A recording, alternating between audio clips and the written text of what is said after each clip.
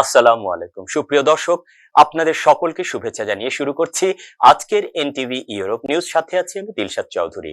সংবাদের শুরুতেই জানিয়ে দেব আজকের প্রধান শিরোনাম। 15 বছর বয়সী যুবকদের ধূমপান বন্ধ করার পরিকল্পনা করছে যুক্তরাজ্য সরকার। বার্মিংহামে যথাযোগ্য মর্যাদা ও ভাবগাম্ভীর্যের মধ্য দিয়ে বাংলাদেশের 53তম মহান স্বাধীনতা দিবস পালিত। এবং জার্মানিতে বর্ণাঢ্য আয়োজনে ঈদ আনন্দ মেলা ও বাংলা বর্ষবরণ অনুষ্ঠান অনুষ্ঠিত। শুনছিলেন শিরোনাম, এবার বিস্তারিত। দর্শক, শুরুতে ব্রিটেন প্রসঙ্গ। 2009 সাল থেকে জন্মগ্রহণকারী যুবকদের ধূমপান বন্ধ করার পরিকল্পনা করছে সরকার। এ বিষয়ে পার্লামেন্টে ভোটাভুটি হওয়ার কথা রয়েছে। ব্রিটিশ প্রধানমন্ত্রী ঋষি সুনাকের এই বিলের লক্ষ্য একটি প্রধান জনস্বাস্থ্য হস্তক্ষেপে যুক্তরাজ্যের প্রথম ধূমপান মুক্ত প্রজন্ম তৈরি করা। তামাক এবং ভেপস বিলটি নিশ্চিত করবে যে এ বছর থেকে 15 বছর বয়সীদের যে কাউকে সিগারেট কেনা থেকে নিষিদ্ধ করা হবে এবং শিশুদের কাছে ভেপস গুলোকে কম আকর্ষণীয় করে তোলার লক্ষ্য রয়েছে। এদিকে অনেক টরি এমপি বিবিসিকে বলেছেন তারা বিলটিকে সমর্থন করবেন না। জানা গেছে ব্যবসা ও বাণিজ্য সচিব কেমি ব্যাডনোচ পরিকল্পনাটির বিরুদ্ধে ভোট দেওয়ার কথা বিবেচনা করছেন। যদিও বিলটিতে টরি এমপিরা নিজেদের স্বাধীনতা মতো ভোট করতে পারবেন, যেখানে দলীয় কোনো চাপ থাকবে না। জানা গেছে বিলটি পাশ হওয়ার সম্ভাবনা রয়েছে, তার কারণ বিলটিতে লেবার পার্টির সমর্থন রয়েছে। ইরানের বিরুদ্ধে কূটনৈতিক আক্রমণ শুরু করলো ইসরায়েল। দেশটি ইরানের উপর নিষেধাজ্ঞা দেওয়ার আহ্বান জানালো। ইসরায়েলের পররাষ্ট্রমন্ত্রী ইসরায়েল কাজ মঙ্গলবার বলেছেন তিনি 32টি দেশের সঙ্গে যোগাযোগ করে তাদের বলেছেন তেহরানের উপর নিষেধাজ্ঞা দিতে। ইসরায়েল ইরানের সামরিক হামলার জবাব দেবে কিনা গুঞ্জনের মধ্যেই এই পদক্ষেপের কথা জানা গেল। ইরান গেল শনিবার রাতে 3 শতাধিক ড্রোন ক্ষেপণাস্ত্র ছোড়ে ইসরায়েলের দিকে। তেহরান বলছে এটি সিরিয়ায় ইরানি কনসুলেটে হামলার জবাব। ইসরায়েলি সামরিক বাহিনী জানায় তারা যুক্তরাষ্ট্র সহ অন্য মিত্রদের সহযোগিতায় হামলার 99% প্রতিহত করতে পেরেছে। এতে ক্ষয়ক্ষতি তেমন হয়নি। দেশটির দক্ষিণের একটি সামরিক ঘাঁটি ক্ষতিগ্রস্ত হয়। এদিকে ইসরায়েলের পররাষ্ট্রমন্ত্রী কাজ এখনো স্পষ্ট করেননি কোন কোন সরকারের কাছে তিনি নিষেধাজ্ঞা চেয়েছেন। কাজ জোর দিয়ে বলেন খুব বেশি দেরি হওয়ার আগে ইরানকে এখনই থামতে হবে। অন্যদিকে শনিবারের হামলার জবাব দেওয়ার কথা ভাবছে ইসরায়েল। উত্তেজনা এখন চরমে। গাজা যুদ্ধ মধ্যপ্রাচ্য সংঘাত বাড়িয়ে দিতে পারে এমন শঙ্কার মধ্যে মিত্ররা তেল আবিবকে সংযত থাকতে বলছে। দর্শক, এবার কমিউনিটি প্রসঙ্গ। বার্মিংহামে যথাযোগ্য মর্যাদা ও ভাবগাম্ভীর্যের মধ্য দিয়ে বাংলাদেশের 53তম মহান স্বাধীনতা দিবস পালন করা হয়েছে। বাংলাদেশ সহকারী হাই কমিশন বার্মিংহামের আয়োজনে অনুষ্ঠিত এই আয়োজনে যুক্তরাজ্য সরকারের প্রতিনিধি দল, প্রবাসী মুক্তিযুদ্ধের অন্যতম সংগঠক বৃন্দ, ব্রিটিশ বাংলাদেশি কমিউনিটির নেতৃবৃন্দ এবং স্থানীয় সাংবাদিক বৃন্দ সহ আমন্ত্রিত অতিথিরা উপস্থিত ছিলেন। মোহাম্মদ ইকবালের তথ্যচিত্রে অনুষ্ঠানের বিস্তারিত দেখুন আমাদের ব্যুরো প্রধান ফারসু আহমদ চৌধুরীর রিপোর্টে। শুভ সন্ধ্যা। Good evening. বাংলাদেশ সহকারী হাই কমিশন বার্মিংহামের আয়োজনে বার্মিংহামে যথাযোগ্য মর্যাদা ও ভাবগাম্ভীর্যের মধ্য দিয়ে বাংলাদেশের 53তম মহান স্বাধীনতা দিবস পালন করা হয়েছে। গত সোমবার বার্মিংহামের স্থানীয় একটি হলে একটি অনাড়ম্বর অনুষ্ঠানের মধ্য দিয়ে এই দিবসটি পালন করা হয়। অনুষ্ঠানের শুরুতে সমবেত কণ্ঠে জাতীয় সঙ্গীত পরিবেশন করা হয় এবং মুক্তিযুদ্ধে শাহাদাত বরণকারী সকল শহীদ ও জাতির পিতা বঙ্গবন্ধু শেখ মুজিবুর রহমান ও তার পরিবারের শহীদ সদস্যবৃন্দের স্মৃতির প্রতি গভীর শ্রদ্ধা নিবেদনের উদ্দেশ্যে দাঁড়িয়ে 1 মিনিট নীরবতা পালন করা হয়। মিশনের পলিটিক্যাল কাউন্সিলর হেড অফ চেন্সারি স্বর্ণালী চন্দ্র অনুষ্ঠানের সঞ্চালনা করেন। দিবসটি উপলক্ষে মহামান্য রাষ্ট্রপতি, মাননীয় প্রধানমন্ত্রী, মাননীয় পররাষ্ট্রমন্ত্রী এবং মাননীয় পররাষ্ট্র প্রতিমন্ত্রী কর্তৃক প্রদত্ত বাণীসমূহ পাঠ করা হয়।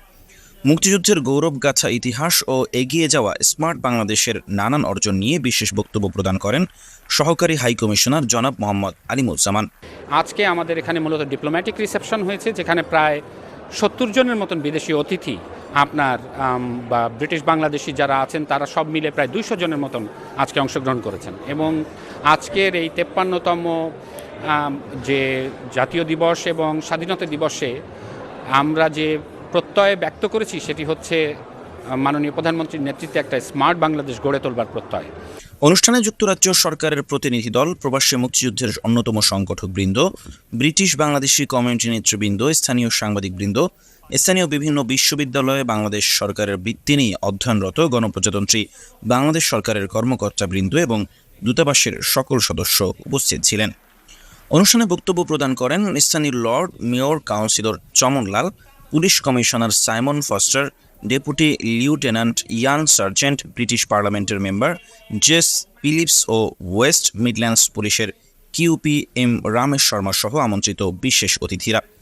বক্তারা তাদের বক্তব্যে বাংলাদেশের অর্থনৈতিক উন্নয়নের ভূয়সী প্রশংসা করেন। 3 million people gave their lives for the freedom of their country, and it's only right that we come here today and celebrate the unbelievable progress in the last 53 years. I've been overwhelmed by the generosity. I've been overwhelmed by the sense of camaraderie and love between all the people that are here. We've got people from India, Great Britain, Bangladesh, and Pakistan, and indeed many other countries of the world. পাশাপাশি তারা যুক্তরাজ্য ও বাংলাদেশ সরকারের মধ্যে বন্ধুত্বপূর্ণ সম্পর্কের দিক তুলে ধরেন এবং যুক্তরাজ্যের অর্থনীতিতে ব্রিটিশ বাংলাদেশিদের ব্যাপক সাফল্যের প্রশংসা করেন। It's amazing that Bangladesh's economy is growing over 7%. This is remarkable under the current climate. If Bangladesh can do that, they'll be, I won't be surprised that they will become one of the superstars. And what a great inspiration by the Assistant High Commissioner of Bangladesh here in Birmingham, Mr. Alim and his team. What a great job that they're doing. And from a police point of view, we're very, very pleased for the community, the Bangladeshi community. অনুষ্ঠানে আরও উপস্থিত ছিলেন British Bangladeshi কমিউনিটির রাজনৈতিক, সামাজিক ও ব্যবসায়িক নেতৃবৃন্দ, প্রবাসী মুক্তিযুদ্ধের অন্যতম সংগঠকবৃন্দ এবং স্থানীয় সাংবাদিকবৃন্দ সহ আমন্ত্রিত অতিথিরা। And we're really grateful to the Assistant High Commission of Birmingham. উনি এত সুন্দরভাবে আজকের যে আয়োজন করেছেন, আমরা কমিউনিটির পক্ষ থেকে, বাংলাদেশি কমিউনিটির পক্ষ থেকে ওনাকে অনেক অনেক ধন্যবাদ। এছাড়াও বক্তাগণ মুক্তিযুদ্ধে শাহাদাত বরণকারী সকল শহীদ এবং 2 লক্ষ মা বোনের আত্মত্যাগের কথা গভীর শ্রদ্ধা ভরে স্মরণ করেন এবং মহান মুক্তিযুদ্ধে তাদের অবদানের কথা বিশদভাবে তুলে ধরেন। NTV Europe news. মুসলিমদের সবচেয়ে বড় ধর্মীয় উৎসব ঈদ উল ফিতর উপলক্ষে বার্মিংহামে ওয়েস্ট মিডল্যান্ড বিএনপি ও বার্মিংহাম সিটি বিএনপির আয়োজনে একটি ঈদ পুনর্মিলনী অনুষ্ঠান অনুষ্ঠিত হয়েছে। এতে দলের স্থানীয় নেতা, কর্মী ও শুভাকাঙ্ক্ষীরা অংশ নেন। আমাদের সহকর্মী মোহাম্মদ ইকবালের ডেস্ক রিপোর্টে বিস্তারিত। বার্মিংহাম ওয়েস্ট মিডল্যান্ড বিএনপি ও বার্মিংহাম সিটি বিএনপির আয়োজনে ঈদ পুনর্মিলনী অনুষ্ঠিত হয়েছে। গত রবিবার বার্মিংহামের ওয়েস্ট ব্রোমোচের স্থানীয় একটি হলে এই ঈদ পুনর্মিলনী অনুষ্ঠান অনুষ্ঠিত হয়। বার্মিংহাম ওয়েস্ট মিডল্যান্ড বিএনপির সাবেক সভাপতি সৈয়দ জামশেদ আলীর সভাপতিত্বে ও বার্মিংহাম ওয়েস্ট মিডল্যান্ড বিএনপির সাবেক ভারপ্রাপ্ত সাধারণ সম্পাদক আওলাদ হোসেনের পরিচালনায় সভায় প্রধান অতিথির বক্তব্য রাখেন সুনামগঞ্জ জেলা বিএনপির সহসভাপতি আব্দুল লতিফ চেপি।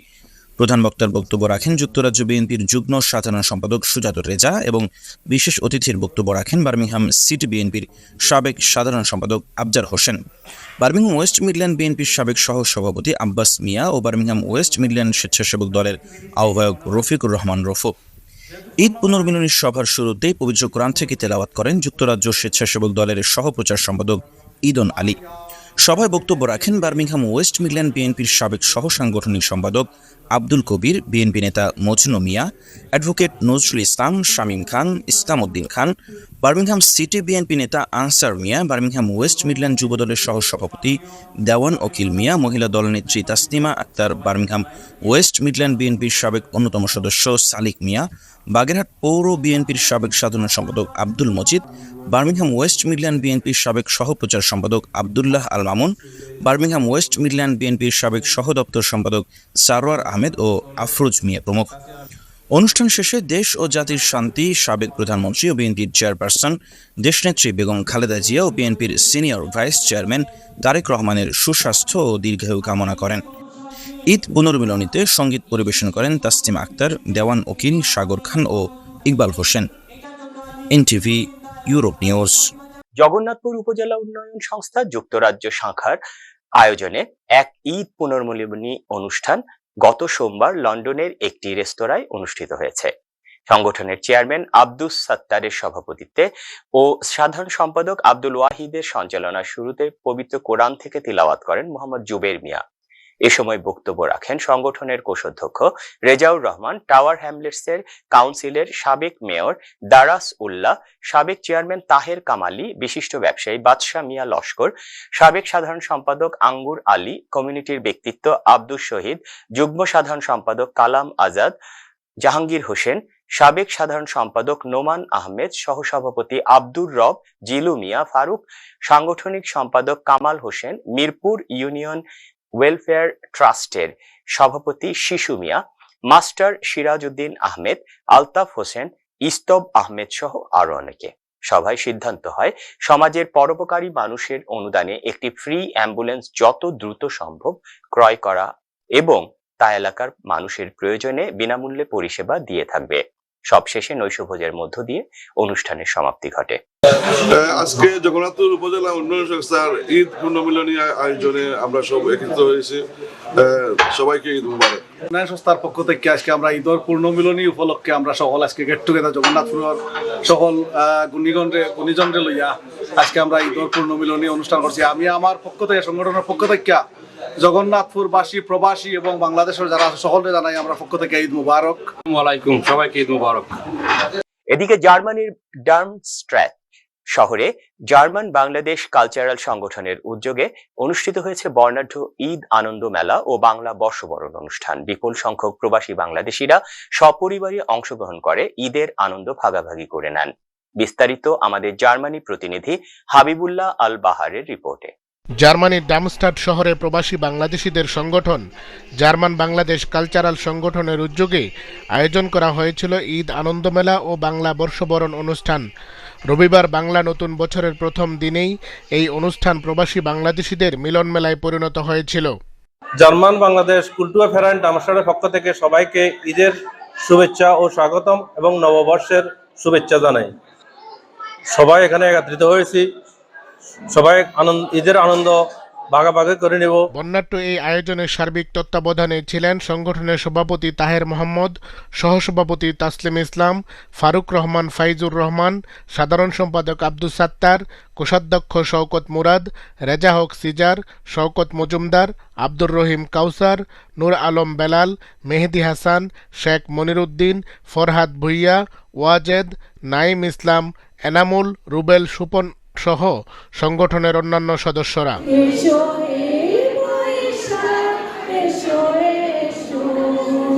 অনুষ্ঠানে শিশু কিশোরদের চেয়ার খেলা এবং বিভিন্ন প্রতিযোগিতা অনুষ্ঠানকে আকর্ষণীয় করে তুলেছিল। গান, কবিতা আবৃত্তি, নাচ, লটারি খেলা এবং খুশগল্প আর আড্ডা নিয়ে দিনভর মেতেছিলেন প্রবাসী বাংলাদেশিরা। এছাড়াও ছিল দেশীয় খাবারের ব্যাপক আয়োজন। একদিকে ঈদের আনন্দ, অন্যদিকে বাংলা নববর্ষ বরণ, সবকিছু মিলে পুরো অনুষ্ঠানটি হয়ে উঠেছিল সুদূর প্রবাসের ছোট্ট একটি বাংলাদেশ।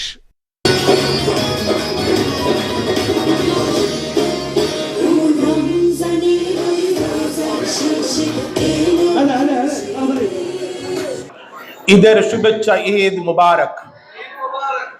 দোয়া করি আপনাদের জীবনে বহে আসুক বেসমার সুখ, শান্তি ও আনন্দ। প্রত্যেকবারের মতো এবারও অনেক আনন্দ উদ্দীপনা আমাদের আজকের অনুষ্ঠানের আয়োজন করেছি। আগামীতেও আমরা এইভাবে কাঁধে কাঁধ মিলিয়ে কমিউনিটির জন্য, কমিউনিটির উন্নয়নের জন্য সবাই একসাথে কাজ করে যাব। অনুষ্ঠানের শেষ দিকে বিভিন্ন খেলাধুলা এবং লটারি বিজয়ীদেরকে পুরস্কার প্রদান করেন সংগঠনের নেতৃবৃন্দ।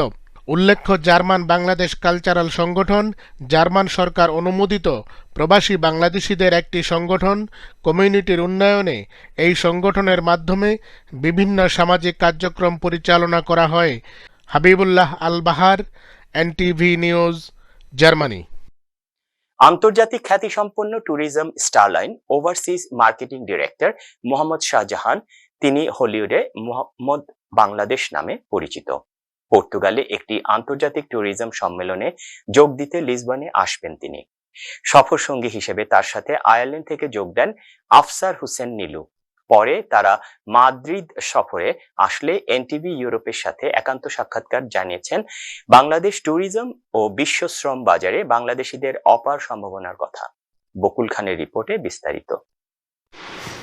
দীর্ঘ 40 বছরে একটি আন্তর্জাতিক স্বনামধন্য ট্যুরিজম প্রতিষ্ঠানে কাজ করেছেন মোহাম্মদ শাহজাহান। দেশের প্রতি প্রগাঢ় প্রেম, মমত্ববোধ তাকে হলিউডে বাংলাদেশের আইকন হিসাবে পরিচিতি লাভ করেছেন তিনি।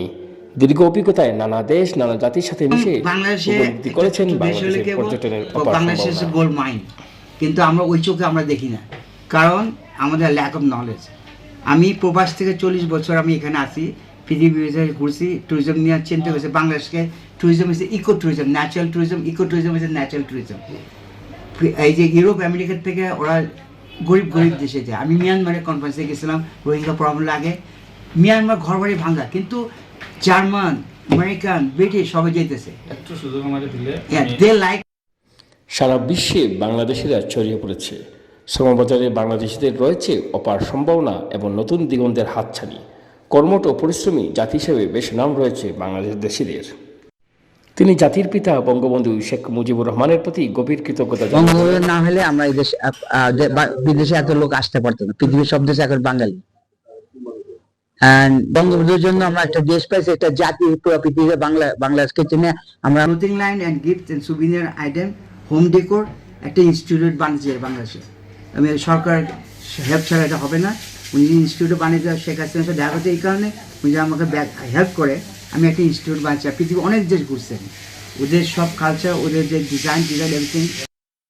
কানেক্ট বাংলাদেশের কেন্দ্রীয় পরিকল্পনা কমিটির অন্যতম সদস্য আফসার হোসেন মিলু মোহাম্মদ শাহজাহান প্রসঙ্গে বলেন, এইগুলা নিয়ে উনি রিসার্চ করে, ডিজাইন নিয়ে রিসার্চ করে বিভিন্ন দেশে যায়, এবং সে এইগুলা ছাড়াও ওনার দেশপ্রেম এবং দেশের জন্য কি করবে না করবে এইগুলা নিয়ে কন্টিনিউ চিন্তা ভাবনা করে।